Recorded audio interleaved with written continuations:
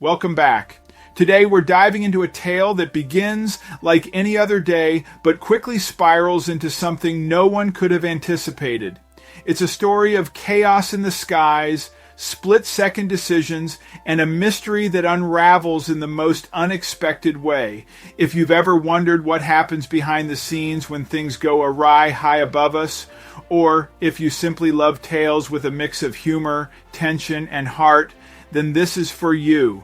So settle in, because by the end of this, you'll see how one person's seemingly small choice can ripple through the lives of so many. Let's get started. Zino was excited to start his first day at the air traffic control station, but no one could have prepared him for what was about to happen. Today, during his shift, a plane deviates from its flight path and flies erratically, causing many dangerous situations. The events of that day will leave a lasting impact on all those involved. Zino couldn't handle just watching without being able to help, so he looked at the route the aircraft had flown one more time. But why was the plane flying like that? What did Zino realize? And will they get everyone to safety? But before we start, smash the like button and make sure to subscribe if you haven't, and hit that notification bell so that you won't miss any new stories.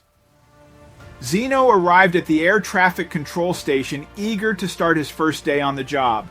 The veteran staff welcomed him and showed him the ropes, introducing him to the equipment he would use to monitor the skies. At first, everything seemed to be going smoothly. Planes took off and landed without incident. Everyone was going on the right course, and Zino could keep up with the pace of the busy airport.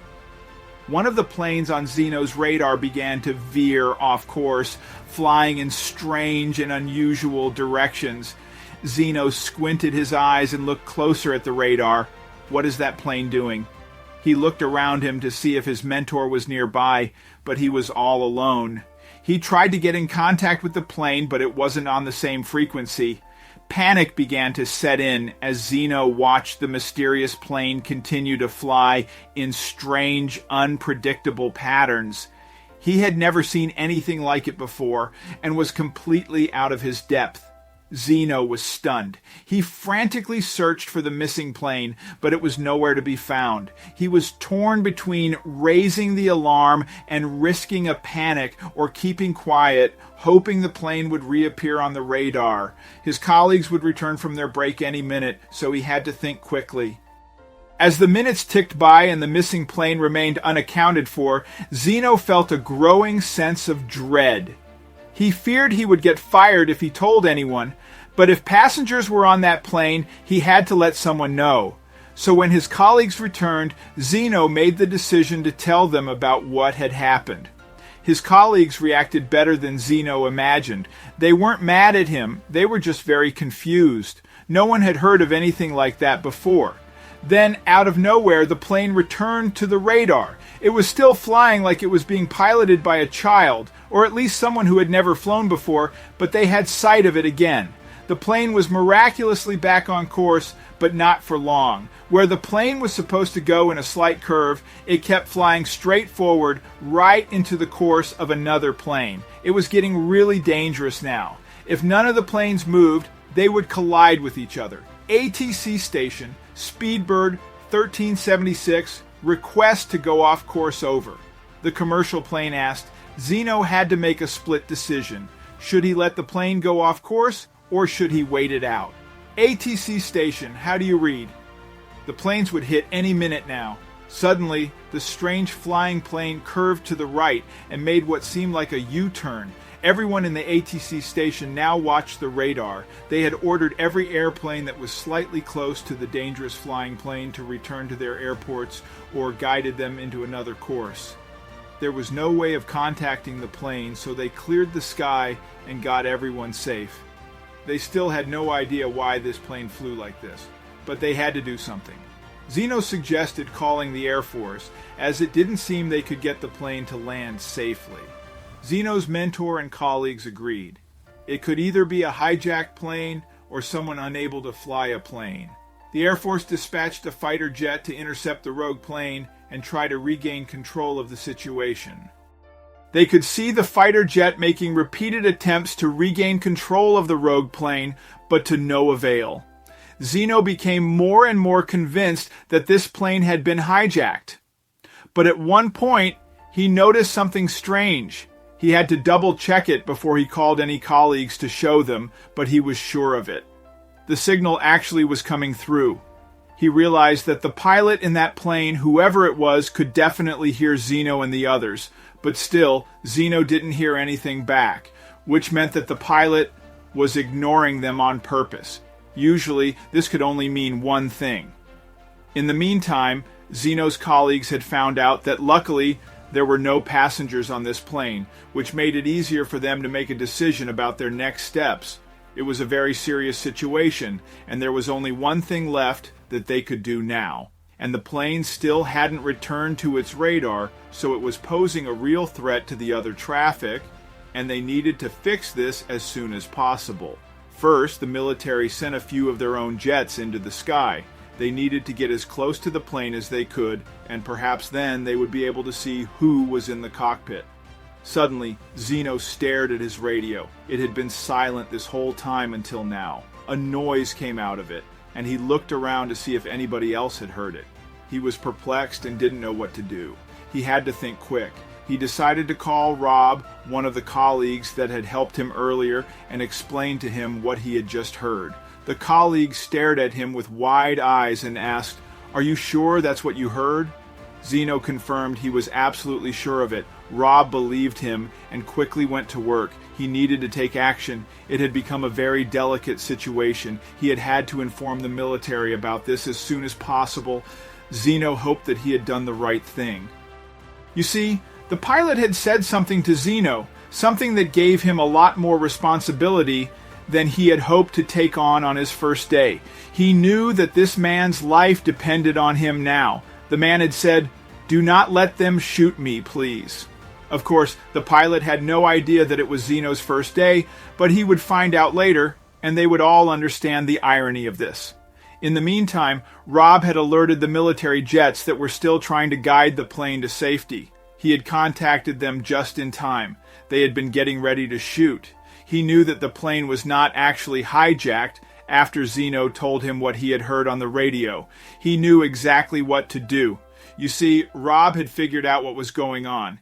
He had checked the database to see which pilot had been assigned to this specific flight, and he recognized the name. And he also noticed that this flight had been requested by that pilot himself, but he couldn't be completely sure of it until he checked the radar. When he saw the shape of the route that the plane had flown, he burst out laughing. He did everything he could to help this pilot land safely. Sure, he had been very stupid and irresponsible, but that didn't mean that he deserved to get shot by the military. Rob explained to the military pilots that this plane was not hijacked, and it would land soon. He went back to Zino's desk and grabbed the microphone. "John, get your ass down here now. You're putting your own life in danger for this stupid joke." Zino held his breath. Luckily, Pilot John listened to him and obeyed the order.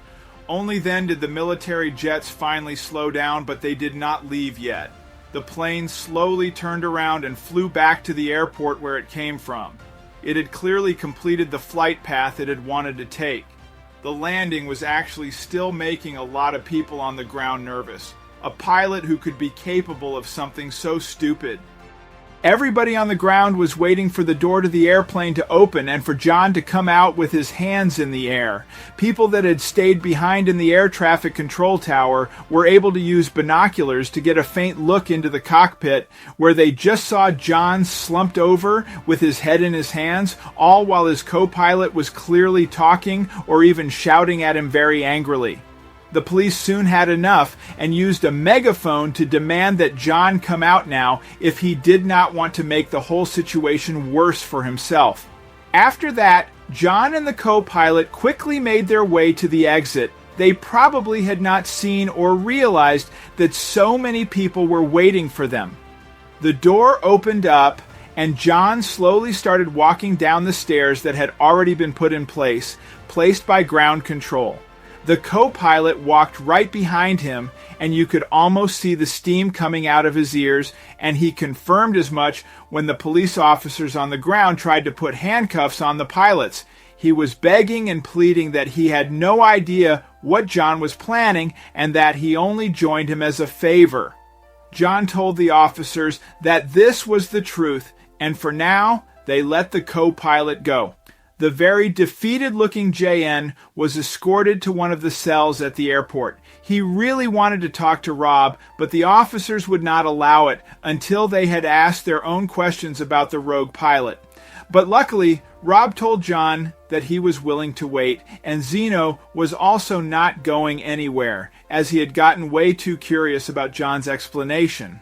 Rob almost stormed into her room and was ready to grab John by the collar of his shirt.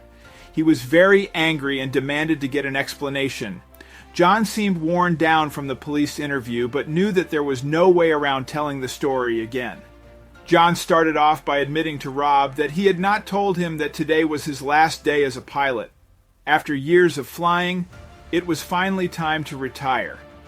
Zino could see that Rob had a big reaction to this, and it was quickly explained why. Rob and John had actually been very good colleagues for years now. They nearly spoke each other daily over the intercom, and Rob actually went out of his way to always take care of the plane that John flew that day. And that was also what had been John's intention for today. He wanted to do something special for his last day as a pilot, something that people and mostly his friend Rob would remember forever. And so he had called in a couple of favors so that he could make a short final flight with only another co-pilot. That pilot indeed had no idea what John was planning and expected that this would only be a short, simple flight to cap off an incredible career. But that man quickly realized that they were not flying a normal route that day. They were drawing something in the sky. John had simply wanted to prank Rob.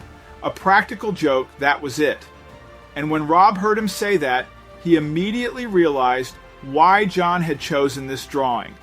For years now, they had been consistently calling each other "you dick" over the radio. They had even gotten sanctioned for it on multiple occasions.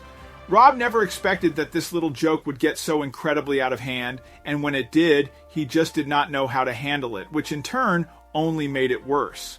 Of course, now the police had gotten involved, and he would soon have to explain himself in court. This was most definitely going to have consequences. In the end, John lucked out. He did not have to go to jail for his stupid prank. He did have to do a lot of hours of community service and pay a fine, which was not a low number by any stretch of the imagination. But luckily, he could afford it. Rob and John are still good friends, even though Rob thinks the now retired pilot is an absolute idiot for pulling the prank. And for Zino, he will probably not get many days more exciting on the job than that very first day.